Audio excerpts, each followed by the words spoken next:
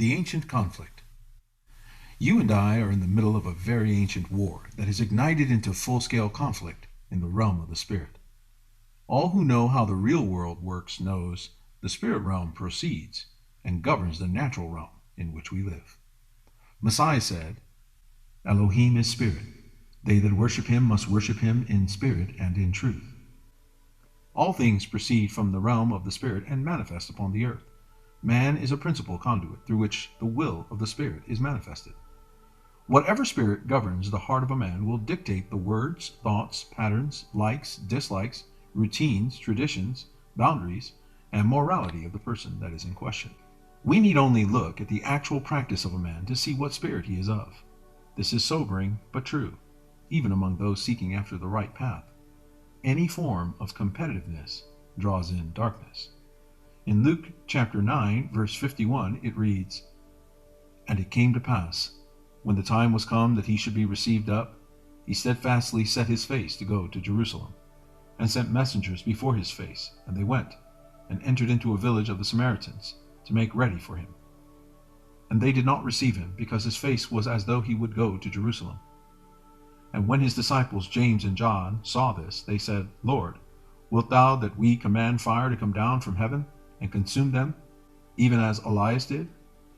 But he turned and rebuked them, and said, Ye know not what manner of spirit ye are of, for the Son of Man is not come to destroy men's lives, but to save them. And they went to another village. In this passage we see that even those who are disciples and followers can sometimes operate in the flesh, and not understand the superior ways of the Spirit, as Messiah understood.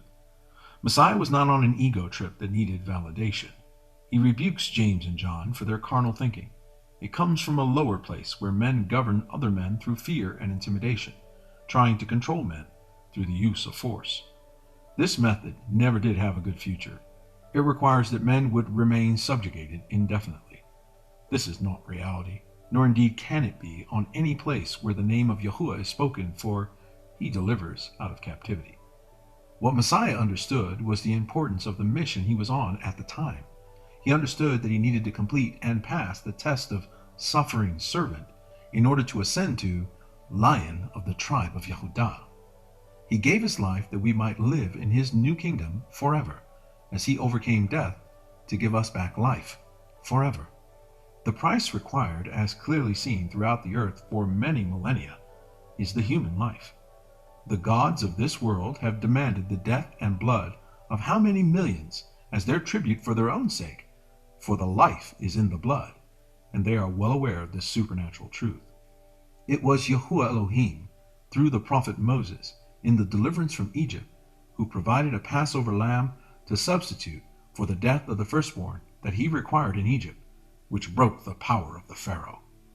In so doing, he allowed an animal sacrifice to substitute for the death of the children of Israel, contrary to what was required by all the nations governed by the fallen and the doctrine of demons, who always required the blood of children. In every epoch throughout the history of earth, this conflict emerges between those who believe they should be able to do whatever they want with no law or commandments to govern their behavior, and those within whom is the Kodesh flame of Elohim, which draws men to seek first the kingdom of Elohim and his righteousness, as first preached by King Enoch, king of all the kings and princes of the earth. It was during this epoch that the great judgment of Yahuwah Elohim was manifested from the spirit to the natural in the form of the flood that washed away all evil, with a mighty manifestation of the sovereign rulership of Yahuwah Sabaoth over all the earth. Vanquished in the flood were all those who defied the teaching and instruction of King Enoch, who warned and prophesied that the remote generations would go astray after the doctrines of demons, not knowing that this brings forth the catastrophic destruction of the Most High Elohim. Post the flood, we see the ancient evil is unearthed and put back into practice by those who, like Cain, rebel against the ways of Yahuwah Elohim to seek the secrets of the fallen. And we see the wicked manifestation again throughout the earth. In these last days, we have all entered an ancient conflict between the forces of darkness, which means ignorance, the absence of light, an abyss, and those who are filled with the Kodesh flame of Messiah, chosen of the Son of Man, the Lamb of Elohim, who has ascended into the heavens as the reigning king and high priest after the order of Melchizedek, for the redeemed among men. He has appointed unto the remnant to hold fast the path of righteousness in the day of great turbulence and slaughter. This is the day of great trial and tribulation, which comes upon the earth to try them that dwell upon the earth. We witness the great catastrophic judgment of Yahuwah Elohim, as prophesied and warned by our father Enoch so many millennia ago. We now see the very same doctrines of demons that men follow now, which govern their thoughts, their ways, their traditions, their worship, their way of being on the earth, and it is perverse before Elohim. He calls his people to the wilderness, that he may speak gently to his beloved, knowing full well that only the few who truly love him will be willing to abandon all and come to where he beckons. This test has been given in many times throughout the history of the earth, in these times of upheaval, when he is bringing upon mankind the divine chastisement that he warns will come upon those who defy his ways and do not keep his commandments and statutes. On many occasions throughout history, Yahuwah Elohim has taken his people and placed them in a boat, a cave, caverns, wilderness, and many other places of safety for those he is preserving. As an example, by the time the destruction of Jerusalem occurred in 70 AD, those following the Most High Elohim were given decades of warning to give them time to prepare and vacate the area marked for destruction. By the grace of Yahuwah Elohim, the Nazarene, who walked as Messiah taught, were set apart, as were the community in Qumran, so that they could endure when destruction came for the city of Jerusalem, as they were foretold. It was because of those that heard the prophetic word of Elohim and took heed that we have the scriptures today, for all the enemies of Israel would long ago had burned them all to replace them, were it not for the wisdom of the faithful, who took great care to preserve the historical and biblical record for our benefit these many centuries later. We are all the beneficiaries of one extraordinary remnant generation after another, that continued to pass along historical documents and preserve the ancient record to protect the holy word of Elohim. Now we are once again called to come out of her, my people, as all who have eyes to see and ears to hear can discern the time we live in. Messiah's warning concerning the atmosphere and climate immediately preceding his return have manifest before our very eyes. We are beholding the doctrine of the fallen taking over the people, and the fruit thereof is devastation. This spiritual poison, which the peoples of the earth have ingested as delivered to them by the fallen spirits condemned by Yahuwah Elohim, will lead most to destruction and perdition, as foretold of all who will to be rich in the world.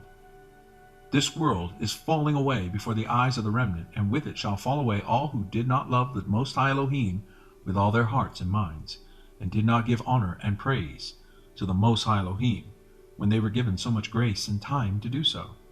So many cycles have passed with only a few, a small remnant, who keep and guard the commandments of Elohim, remaining faithful upon the earth in every generation.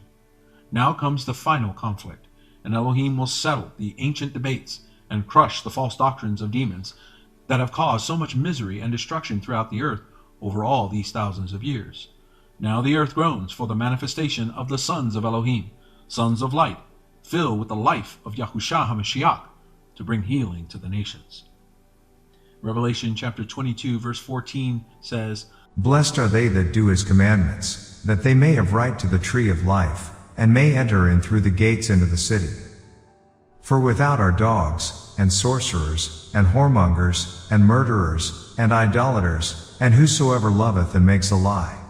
He does not tolerate such in his kingdom, who did not love the truth, but instead had pleasure in unrighteousness. These, as natural brute beasts, made to be taken and destroyed, speak evil of the things they understand not, and shall utterly perish in their own corruption, as foretold by Apostle Peter in 2 Peter chapter 2.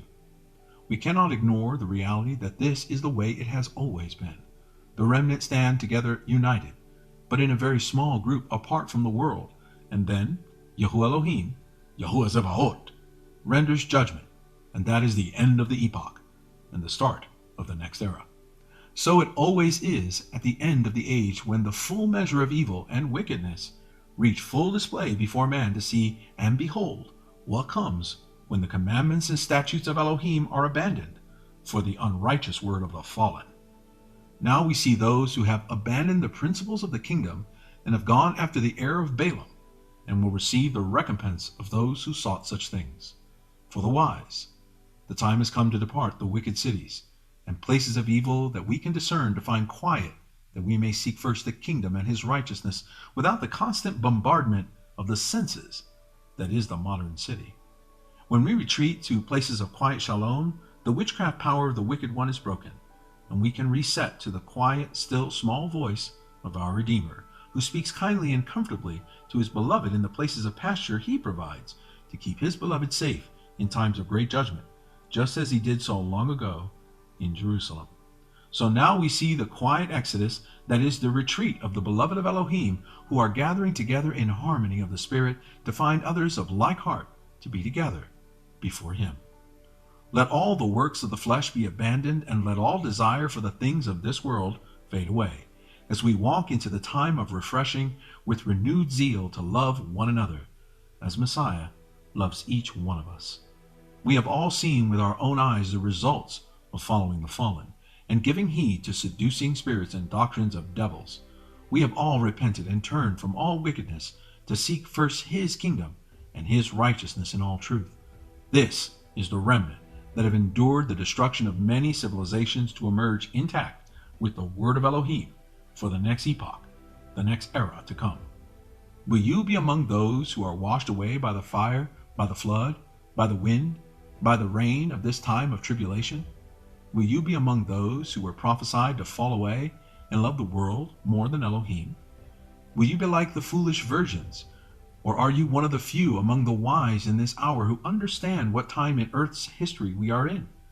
Those who stay in the places of judgment shall receive of the plagues and judgments that are for the wicked. Now is the time for the righteous to depart and make haste to regroup outside the places marked for death across the earth. As you move into these places of community, you will discover what they have been trying to keep you from experiencing. You will finally come to see how we were meant to be together, and you will understand the war as you've never understood it before. Our adversary knows the power of our unity, and he fears it. He understands what it means when we are gathered together, and his fallen are left in their own mire. The fallen have seen this before. Now comes the judgments that destroy, and they know only the remnant endure. They have seen it before in the days of Noah, and in the days of Lot. None of the wicked survive. Let the wise of the remnant find your fold now in this hour. Pray with all diligence and make ready your departure. Liquidate what you can and make haste to honor the Most High Elohim while you have time. If you have not honored him with respect as worthy of the King of Kings of all creation, do so now. Do not delay in your obedience to him while you have time. Follow the prompting of the Holy Spirit to find your place set aside for his people, and may his blessing be upon you.